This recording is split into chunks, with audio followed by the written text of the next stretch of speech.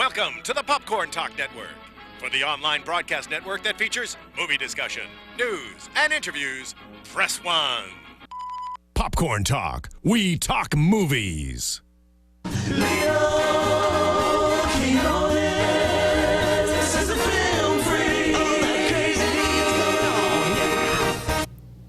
Thank you very much. How's it going? We're going to be with you guys for a while. We're here, AfterBuzz TV. We're going all the way, and we're talking about movies. It's your favorite movie show. I'm so glad that you're here. And we're talking with the one and only Allie Walker. There's a new movie on your radar. I want to put it on your radar. It's called Sex, Death, and Bowling.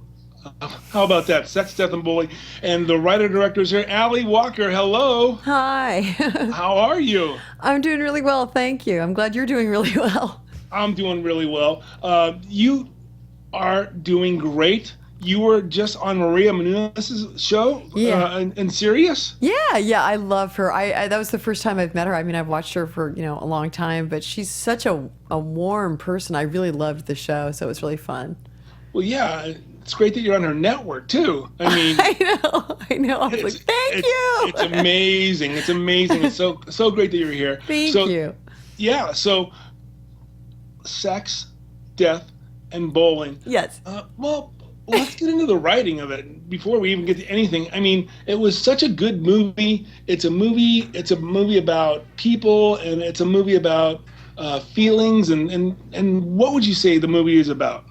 I think that the movie is about life. I think it's about a family, and a family, I had gone through this in my own family where there was, we had lost a few people, and how death affects a family, how being sick affects a family, and how people, at the end of the day, when you really get real with yourself and others, you love them no matter what. So all the petty judgments and all the things that happen in your life don't really frame how you do feel about those people. And when you're confronted with losing those people, you learn very quickly to appreciate what you have.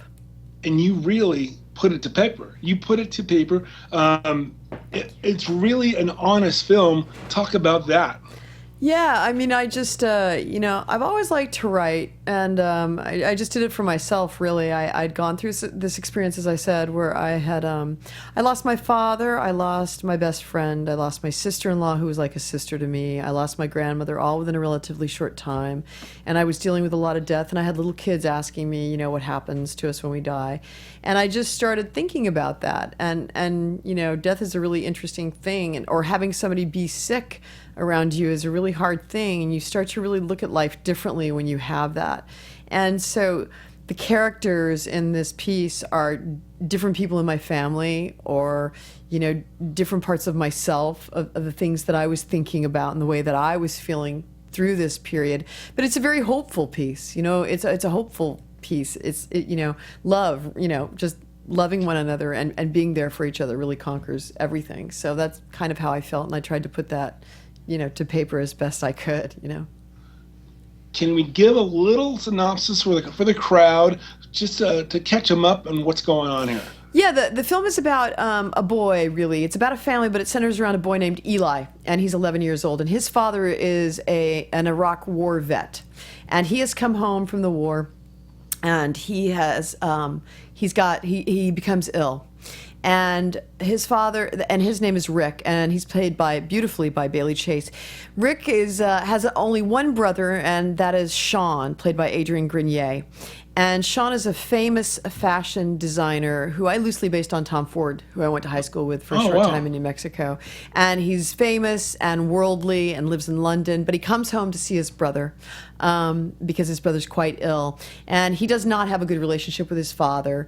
And his sister-in-law, played by Selma Blair, who's married to Bailey's character, is not really dealing with what's happening very well, the illness of her husband. And so the little boy is left to his own means in many ways.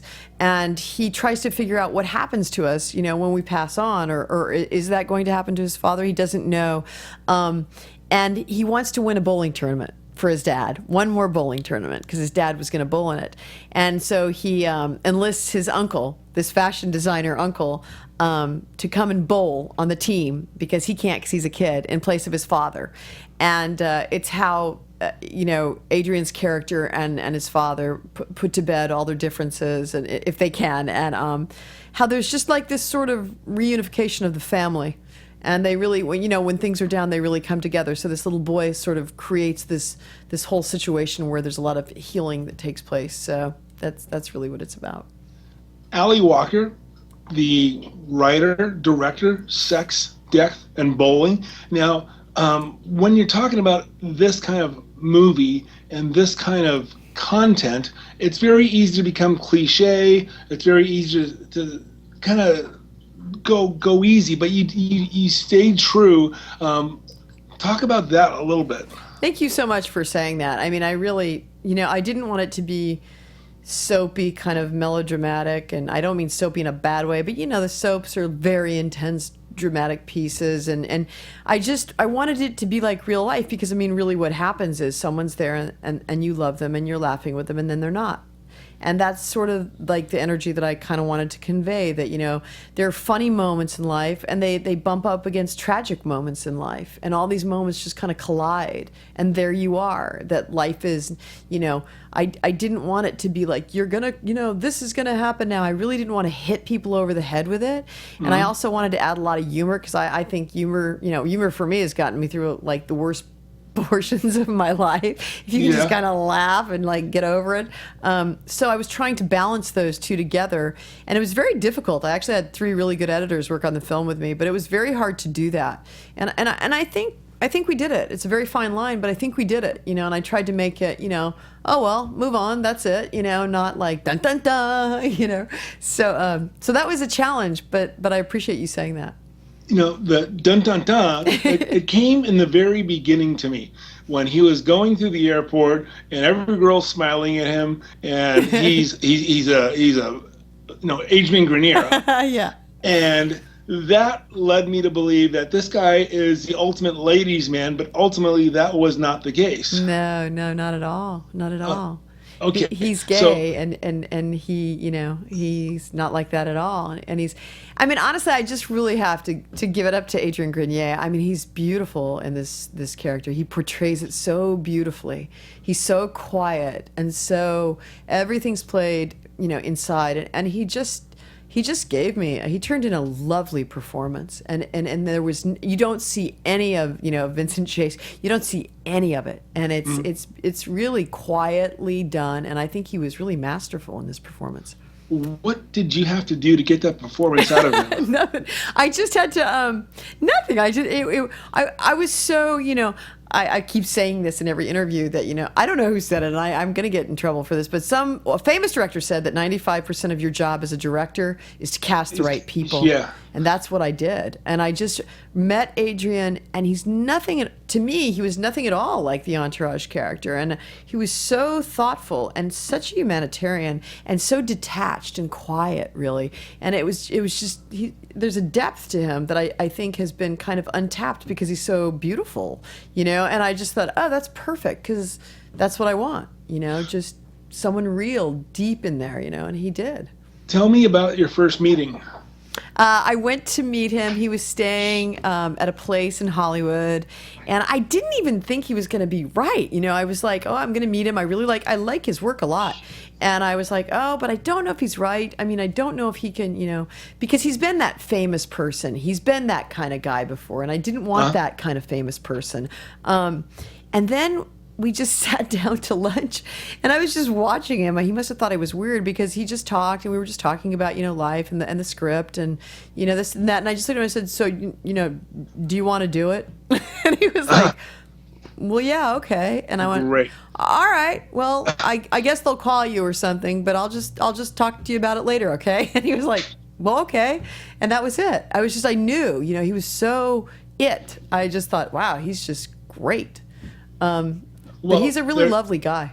He's a lovely guy. Yeah, I really like him. him. But he's on the road, and then he looks over to his right. Yeah. And he has a flashback. Yeah. And I just want to know, how do you go about casting a young Adrian Grenier? Because you did good. Well, Hudson Thames came in, and honestly, Hudson is a musician, and there's something really soulful about Hudson.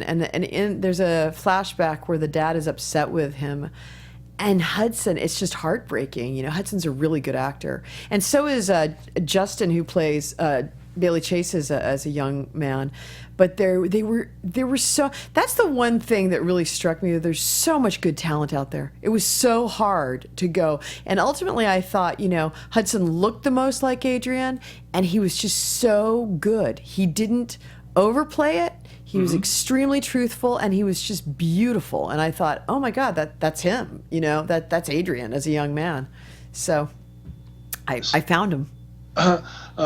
Let's talk about Selma Blair Selma. in I believe her finest role. I mean, I've never seen her carry a movie like this before. Oh my God, Selma. And she's done really well. So let's give it to her. Selma is just, Selma is, I just don't understand how Selma's not bigger than she is, because honestly, that girl can do anything. Yeah. She's out of control.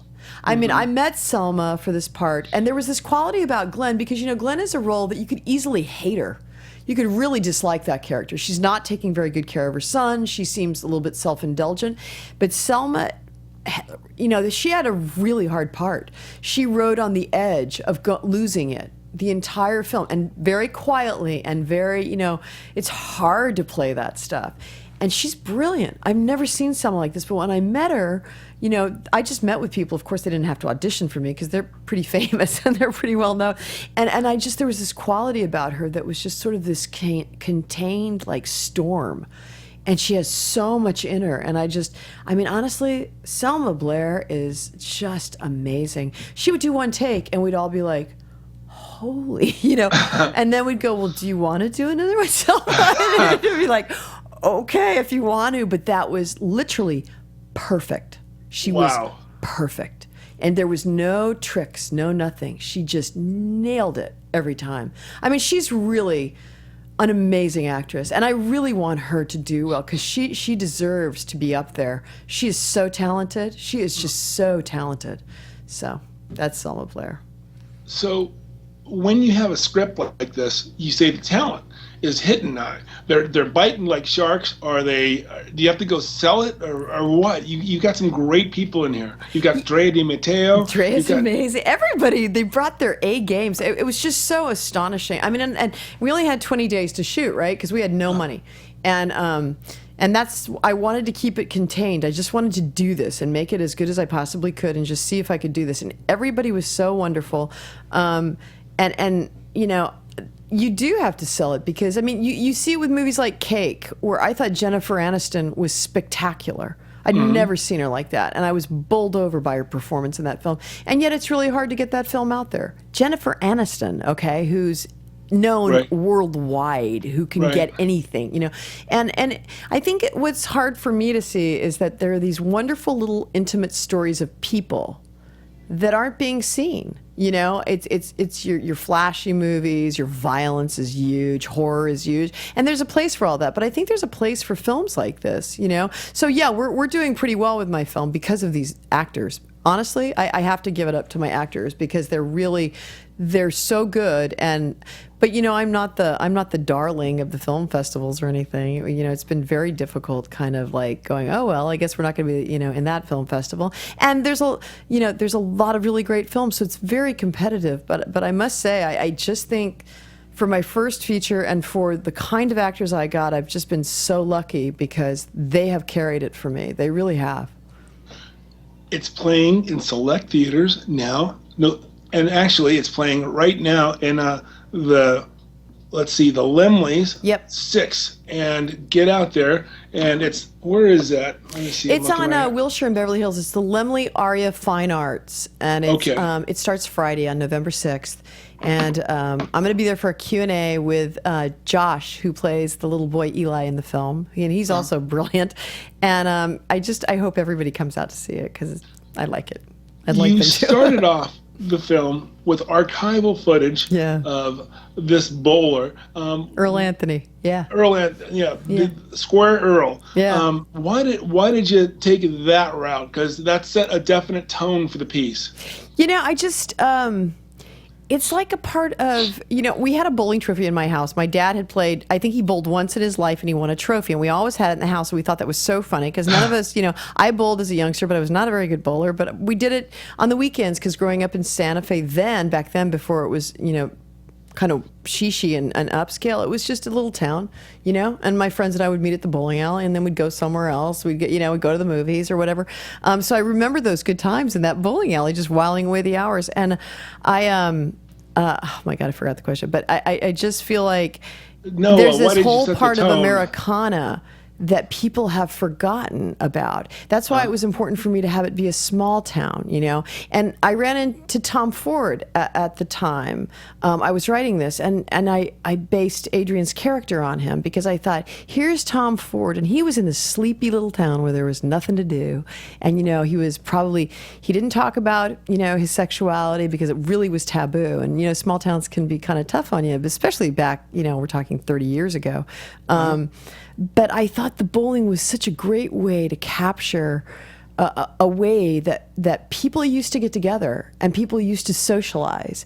And it was sort of this hub of, it's really quite wonderful. And we've kind of, a lot of us have just forgotten about it. It's really interesting to me because now there's Twitter and there's, Facebook, and people are, all these anonymous people are getting together and they're all looking at their phones and they're not talking to anybody else in the room. And that's not how it used to be. It used to be over games. It used to be, bowling. It used to be all these, going to the drive-in or going to a dance, and I'm sure there's stuff like that still, but it was, it just sort of harkened back to a gentler, sweeter time, and I like that. I like it too. What about Drea Di Matteo? Drea is another one that is like stunning, man. Drea is just, she's such an edgy girl, right? And she's such a bombshell. You see Drea in person and you're just like, oh my God, she's beautiful. She's like Ava Gardner beautiful, right? She's like Gina Lollobrigida beautiful. I know people probably don't know these people, but they were like, famous in the 40s and stuff. Well, not Gina, she was later, but she's gorgeous. And she wears no makeup. She gives this quiet, beautiful portrayal of this woman. And it's so rich because she's not tapping into any of her real strengths as, a beauty queen. She's playing it very truthfully. These actors are just, and they're just stunning. Drea, look at The Sopranos. Come on, Drea, and you won't see any of that character. You won't see Wendy at all in this. Not Wendy, that was Sons of Anarchy, but she's so good.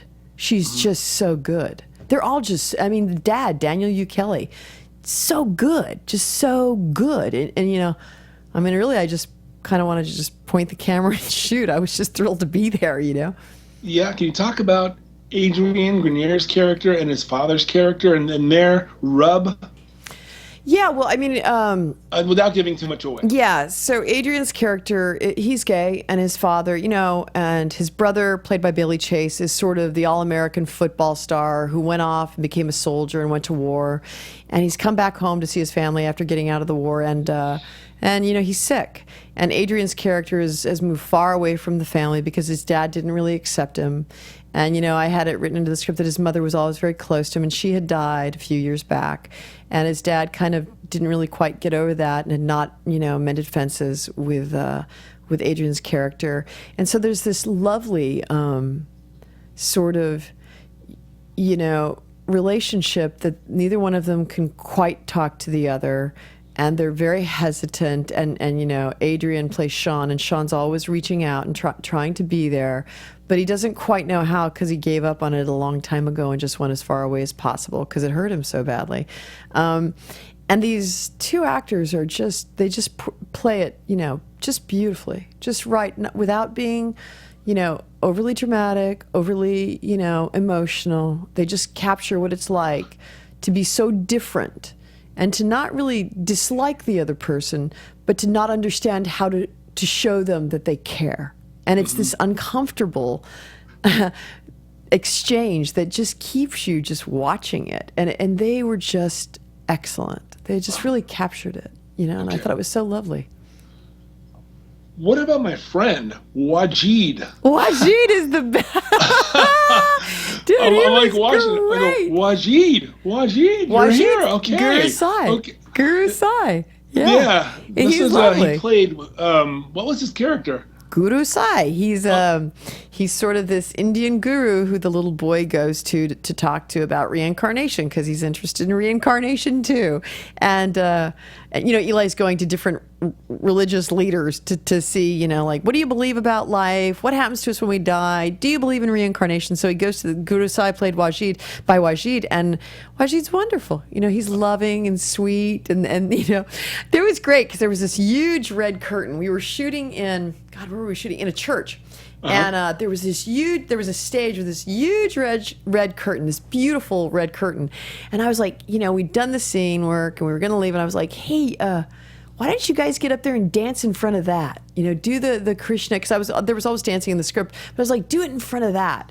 And then I got this idea to do the slow-mo. And so there's these wonderful, and Wajid's leading the dancers and he's jumping and dancing. And it's just a lovely moment, and he's just beaming as a guru would be, and he's just a funny, great act. Every part in this film is just, every actor is just perfect, perfect for their part. They did such a good job, I'm so grateful to all of them. What kind of tone do you like to have on your set? Just really easy. I really wanted everybody to be able to just hang out and be good. And everybody's very professional. I just want to laugh and I want to have a good time because, I was talking about this the other day with at an interview and they were like, well, what are the, things that you really remember? Because I've worked, pretty consistently for 30 years and I've been around for a long time. And I just said, well, I don't really remember, like, the things that other people remember about the shows. Like, I remember, laughing with Billy Campbell on Moon Over Miami and having to wear this stupid wet wedding dress and swimming in Miami in a wetsuit with a wedding dress on and everybody like dragging me out of the water. Or I remember laughing with Robert Davi and Julian McMahon in between takes of, like, well, where is the head? Did you find the eye socket? And then we'd be like, but just the camaraderie that you feel on a set, it's like an instant family, and I really felt that on this. It was really interesting being in the director's chair because I'd never been there before, and you stay a little removed. I mean, I like to laugh, but I also had to remember, I have an hour to get this, so let's go, because it was a very tight schedule. You also said you had 3 editors? I did. I had. This shirt's driving me crazy. Sorry. I had, because it's low budget and because I really couldn't afford to pay them as much as I would have liked to, I had Grant Myers was my first editor, and Grant sort of got like the emotionality of the scenes beautifully. And he really went in deeply to the scenes and found sort of the beautiful feeling of the scene. And then he had another job, and I had to go deal with, my mother had some poor health, so I was kind of dealing with that. And then Ruben Saban came in, and Ruben is this young Dutch guy, and he just lined up the story. And if it wasn't on the film, he made it. He was like, we're going to make that scene. I want that scene to work the way it was written. So he laid out the story brilliantly. And then I got Colleen and Richard Halsey for the ending part. And then he had another movie. So he left me. And I was gone with my kids for a while. And then I came back and I finished it up with Colleen and Richard Halsey. And Richard, won an Oscar for Rocky. He's been nominated a bunch of times. And Colleen's and they made the flow. They just went, no, let's just tell it now. Let's go. And they did it. And so everybody brought something to it, because that was the most difficult part for me. Because, editing is like rewriting. You kind of rewrite it. You don't, there's a lot of stuff on the cutting room floor. And some of it, I really don't want to lose.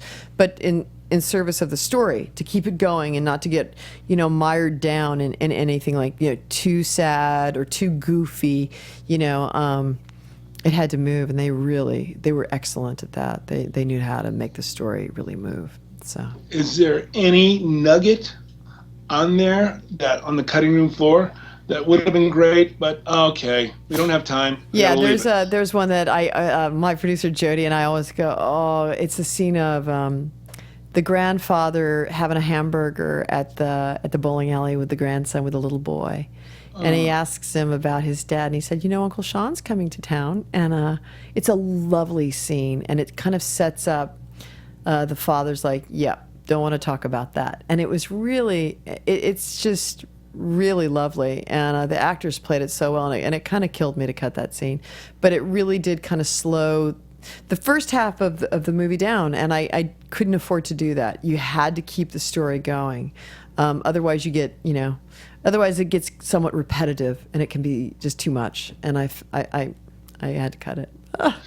I know. Well, Allie, this is such a personal story. It's your story. It's your first story. Yeah. How do you think it's being received? I think people have been really. I've read a bad review, and I've read really good reviews by and large. Most of it's been very favorable. I had people, I know the guy who used to run Fox Searchlight, who Peter Rice, who did Slumdog and Little Miss Sunshine. He was sort of the first one who gave me a dose of confidence. He was like, your film's beautiful. And I was like so shocked, because here's this person who has done these amazing things. So things like that kind of help you out along the way. I mean, I don't think it's a movie that everyone will like, but I think it's probably going to be a movie that a lot of people can relate to, because we all have someone in our life who we've lost, or we, just go through, the kinds of feelings of feeling unaccepted or feeling down, and just sort of how really in life the petty stuff really has no place. It really doesn't. It's like, don't sweat the small stuff. So I think people can relate to it, and overwhelmingly it's been really positively received. I mean, it's been amazing, actually. I've been really lucky, so I'm really happy about that, because I'm really, it's nerve-wracking, but most people, I've just heard really lovely things about it, so I'm very happy.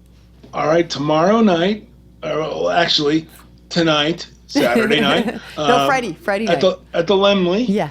And which one? It's at 8556 Wilshire Boulevard, Beverly Hills, Lemley, Aria Fine Arts. Right. And then you're going to be there, and then you're going to do a Q&A? Yep. I'm going to do a Q&A. Josh is going to be with me, the little boy. And yeah. Yep. Yeah, Josh is great. He's amazing. He's going to be a huge star. He's going to be huge. I worked with, I forgot her name. Never mind, I can't remember her name, so I won't say it. But she was another kid star who's, like, amazing. And I can't remember anybody's name anymore. It's terrible. But he's like that. He's just like, you can just see it. You're like, oh, my God, you're going to have an amazing career. He's amazing. Well, so are you. I mean, thank you. I can't wait to see your next film. Oh, thank you so much. Thank you. Let's hope there is one. Knock wood. Well, thank you very much. Let's see. Is there anything else? Is there anything about they leave anything out? They leave anything on the table? No, I don't think so. I think that's pretty much the film, and I just hope people go to it, and I hope they like it. And please come out this weekend and see it. All right, Allie Walker, writer, director, Sex, Death, and Bowling. Excuse me. That's okay. And go check it out. It is amazing. And thank you very much for being on the show. Thank you so much for having me. I really appreciate it. It's Allie Walker 1 on Twitter. It's Allie Walker 1. Is that right? That's right. Yep. So follow her and find out where this is playing, and you can check it out, and you can follow along and get into the website and check it all out. So thank you very much. Thank you very much. Thanks a lot. All right. Well, that's it, everyone. Thanks a lot for being here, and we'll be back soon on the Film Freak. All right. Thank you. Yay! Okay. Yeah.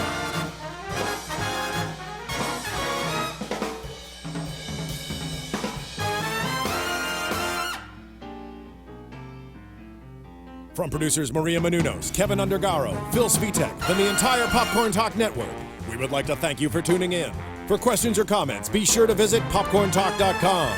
I'm Sir Richard Wentworth, and this has been a presentation of the Popcorn Talk Network. The views expressed herein are those of the hosts only and do not necessarily reflect the views of the Popcorn Talk Network or its owners or principals. I didn't get to see you. Hello? Hello?